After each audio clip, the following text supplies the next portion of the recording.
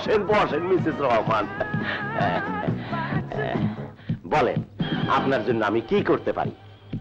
বিশ্বাস করুন, আমার স্বামী টাকা চুরি করেনি, সে সম্পূর্ণ নির্দোষ। দোষী কি নির্দোষ তা প্রমাণ করবে আইন।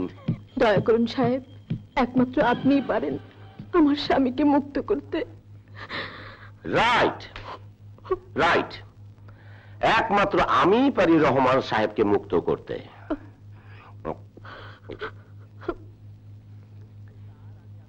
কিন্তু তার আগে আমি আপনার সাথে একটু আলোচনা করতে চাই। আলোচনা? হ্যাঁ, আলোচনা।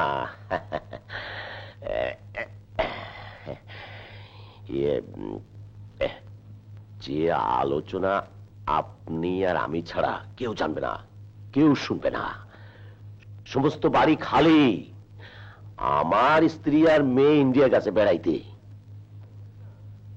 আর বুঝলেন না? ঠিক আছে, বুঝিয়ে বলছি।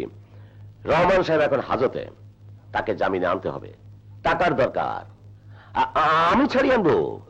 তাছাড়া রহমান সাহেব আমার বড় ভাইয়ের মতো, আমার কাছে মালিক কর্মচারী কোনো ভেদাভেদ নাই। আসেন একটু আলোচনা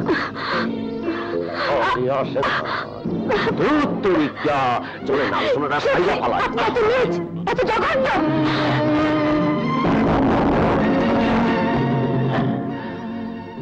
সময় মতো আলোচনাটা ঠিকই সাইডা নেব।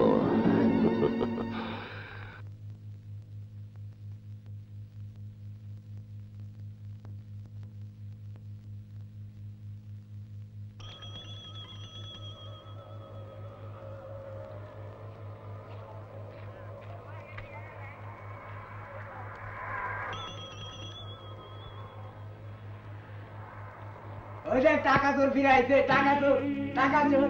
ওই দেখ, চোরটারে তার স্ত্রী ছাড়া হয়ে আইছে।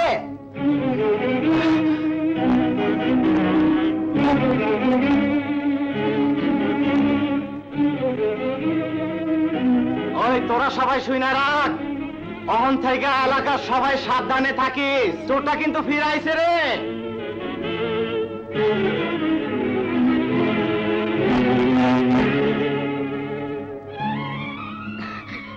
আমার বাবা চোর, আমার বাবা চোর।